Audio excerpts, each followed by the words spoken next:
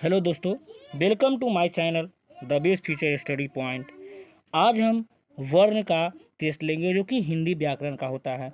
उस टेस्ट को लेने के बाद बहुत लड़का का मेरे व्हाट्सएप ग्रुप पे इमेज आ गया है, जिसके लिए हम सॉल्व करके ये पूरा को भेजते हैं। क्या करो तुम लोग मिला लो इसको, ठीक है। तो चलते हैं, हम लोग जानते हैं।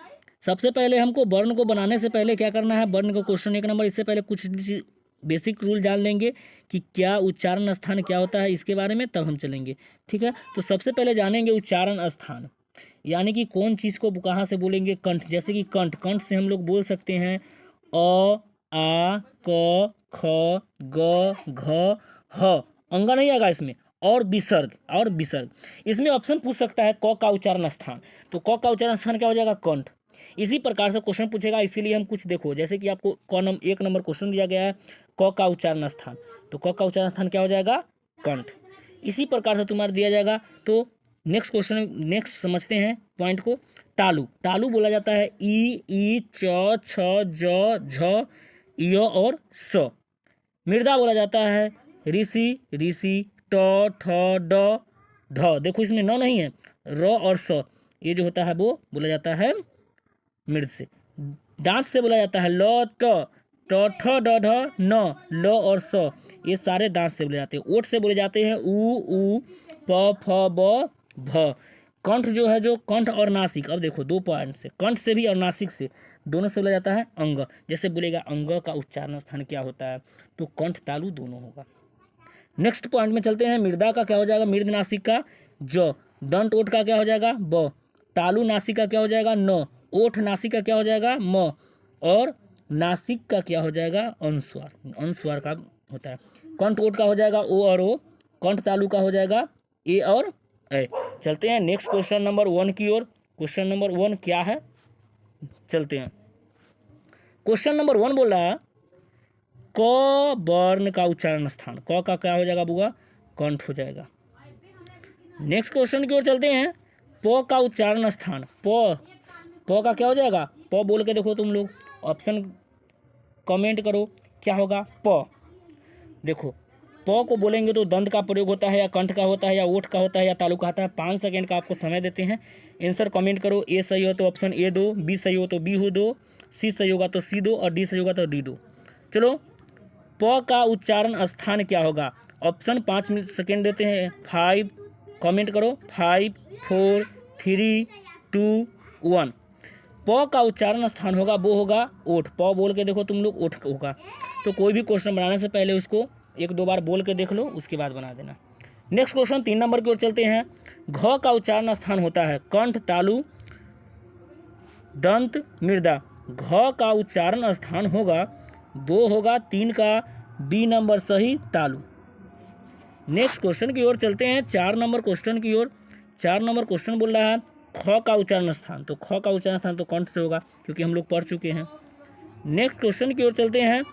5 नंबर, भाषा किसकी अभिव्यक्ति का माध्यम है, लेखा की, कहानी का, विचार का और रचना का। तो भाषा जो होते हैं वो होते हैं तुम लोग को विचार का, किसी व्यक्ति के भाव एवं विचारों को प्रकट करना क्या हो जाता है, भाषा हो जाता है। नेक्स्ट क्वेश्चन की ओर चलते हैं। व्याकरण वो ज्ञान है जो हमको क्या बतलाता है, त्रुटियों को ध्यान देने के नहीं, मानक और आधार का भाव प्रदान करता है, नियमों एवं विशेषण नहीं बात करता है, आवश्यक नहीं। इसका सही जवाब हो जाएगा मानक के आधारों पर भाषा प्रदान नहीं करता है। नेक्स्ट क्वेश्चन, घ का उच्चारण स्थान है, 5 सेकेंड का समय है, घ बोलो और उसके बाद देख के कमेंट करो तुम लोग क्या होगा। ऑप्शन 7 का 5 सेकेंड समय देते हैं। 5, 4, 3, 2, 1। इसका 7 का सही जवाब होगा, वो होगा बी नंबर, कंठ, क्योंकि हम लोग पढ़े थे। नेक्स्ट क्वेश्चन में हम लोग चलेंगे 8 नंबर में, विसर्ग का उच्चारण स्थान। फिर से आपको 5 सेकेंड का समय दिया जाता है। विसर्ग जो कि हम पढ़ा चुके हैं, तालु, दंतोठ, मृदा और कंठ। 5 सेकेंड का समय देते हैं, कमेंट करो नीचे बॉक्स में। 5 सेकेंड, 5, 4, 3, 2, 1। 8 का सही जवाब डी होगा, कंठ, जो कि हम पीछे सबसे पहले शुरू में ही पढ़ाए थे। 9 नंबर में चलते हैं। निम्नलिखित में महा, प्राण, घोष, अघोष वर्ण, घोष वर्ण अगर होता है अलग, घोष वर्ण अलग होता है। मेरे यहाँ बेसिक पढ़ा का उसको बतलाया गया होगा। तो 9th का च, छ, घ और झ। 9 का सही जवाब होगा बी नंबर 6, अघोष वर्ण 6 होगा। और 10 नंबर क्वेश्चन देखो, घोष वर्ण क्या बोल रहा है, घोष वर्ण। देखो 9 नंबर में अघोष वर्ण पूछ लिया है, 10 नंबर क्वेश्चन बोल रहा है ऊ शब्द का उच्चारण स्थान। ऊ शब्द का उच्चारण स्थान देखो, 10 का सही जवाब हो जाएगा बी नंबर तालु। ऊ देखो तालु का प्रयोग होगा, ऊ बोलो तुम लोग, ऊ बोलो और दंत का प्रयोग होगा बी। 10 का सही जवाब होगा ए, ओठ होगा, सॉरी ओठ होगा। तो इसको ओठ में सही लगा लो, 10 का ओठ। नेक्स्ट क्वेश्चन की ओर चलते हैं। 11 नंबर, निम्नलिखित में महाप्राण घोष वर्ण, उसमें पूछा था अघोष वर्ण, यहाँ पूछ रहा है घोष वर्ण। ऑप्शन है ख, छ, ठ और भ। 11 का सही जवाब होगा डी नंबर भ। नेक्स्ट क्वेश्चन की ओर चलते हैं हम लोग। क्वेश्चन नंबर 12, किस वर्ण का उच्चारण कंठ एवं तालु के सहयोग से हो सकता है? म, ख, ए, च। 12 का सही जवाब हो जाएगा तुम्हारा सी नंबर ए। ये बोलेंगे तो उसमें मेरा कंठ और तालु दोनों का प्रयोग होता है। 13 नंबर में चलते हैं, किस वर्ण का उच्चारण कंठ और ओठ दोनों से होता है? ओ, फ, घ और ए। 13 का सही जवाब हो जाएगा ए नंबर ओ। 14 नंबर क्वेश्चन में चलते हैं हम लोग। अनुस्वार का उच्चारण स्थान होगा तालु, नासिक, मृदा और कंठ। तुम लोग को 5 सेकेंड दिया जाता है, ऑप्शन कमेंट करो, ए सही है, बी सही है, डी सही है या सी सही है। 5 कमेंट करो, 5, 4, 3, 2, 1। चलो हम इसका सही जवाब बतलाते हैं। तुम्हारा नासिक होगा बी नंबर। हम पहले बताए थे कि अनुस्वार का जो होता है वो क्या होता है, बी नंबर। 15 नंबर क्वेश्चन में चलते हैं। जिस स्वर के उच्चारण में एक मात्रा लगी हो, जिस स्वर में एक मात्रा लगी हो तो उसे क्या कहेंगे? तो एक मात्रा लगा होगा जिसके हर्स्व कहेंगे, और जिस स्वर में 2 मात्रा लगा है उसे क्या कहेंगे? तो उसे दीर्घ स्वर कहेंगे। 14, 15 और 16 दोनों को हम लेकर चले। एक मात्रा किसी में लगा रहेगा तो उसे क्या कहेंगे? हस्व कहेंगे, और जिस में 2 मात्रा लगा होगा उसे दीर्घ कहेंगे। 17 नंबर क्वेश्चन में हम लोग चलते हैं बिना समय बर्बाद किए हुए। व्यक्ति द्वारा समर्थ उच्चरित वाणी को कहते हैं भाषा, अक्षर, मुहावरा, वाक्।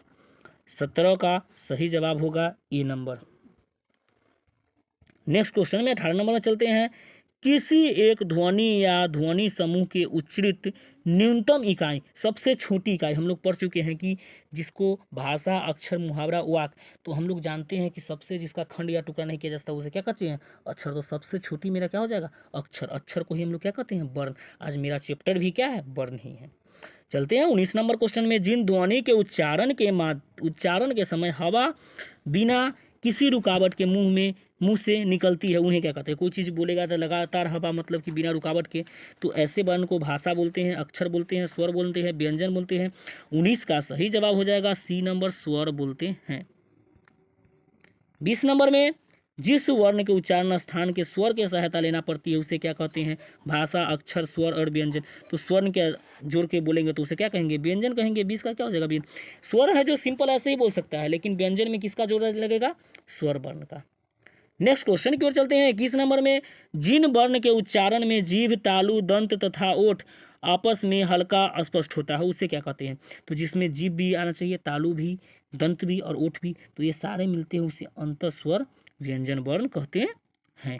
नेक्स्ट क्वेश्चन में चलते हैं। 21 नंबर में, जिस शब्द के उच्चारण स्थान में किसी अक्षर पर जो बल दिया जाता है उसे क्या कहता है? अंतस्वर, अक्षर, स्वर और वालघात। तो किसी उच्चारण पे अक्षर पर बहुत ज़्यादा जोर दिया जाएगा तो उसे क्या कहेंगे?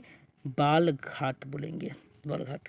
नेक्स्ट क्वेश्चन की ओर चलते हैं 23 नंबर की ओर, कि जिस वर्ण के उच्चारण में थोड़ा शर्म लगना पड़ता है वो हाकार, यानी ध्वनि नहीं निकल पाती है, लगातार बोलते हैं, तो उसमें क्या हो जाएगा? अल्पप्राण, अक्षर, स्वर और वालघात।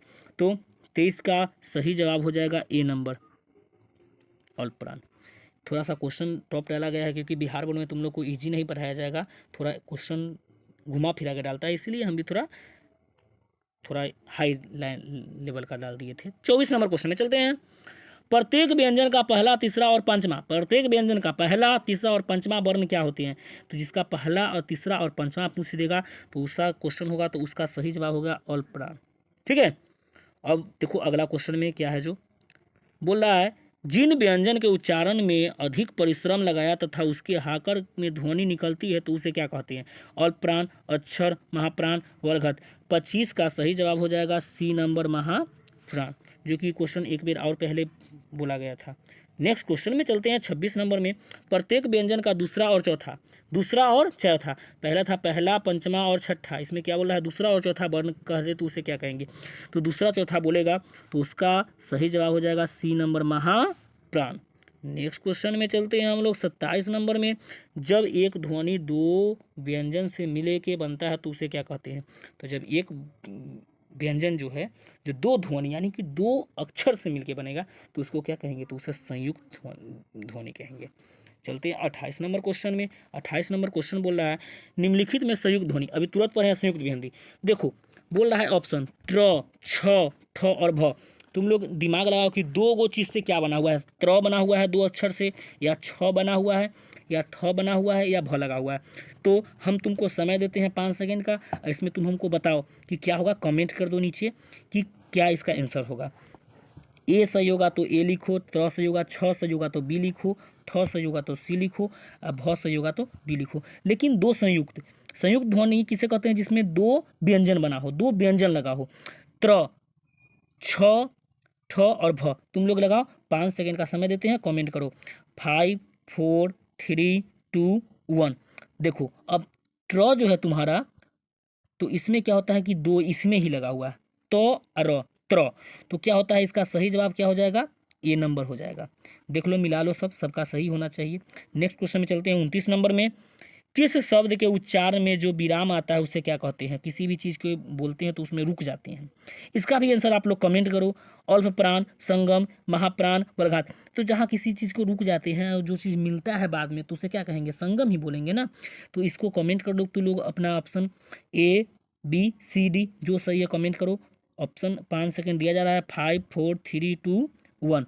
इसका सही जवाब हो जाएगा तुम्हारे लिए संगम। किसी चीज़ को रोक के फिर वहाँ से स्टार्ट करो तो संगम यानी कि उस चीज़ का जोड़ हो जाता है।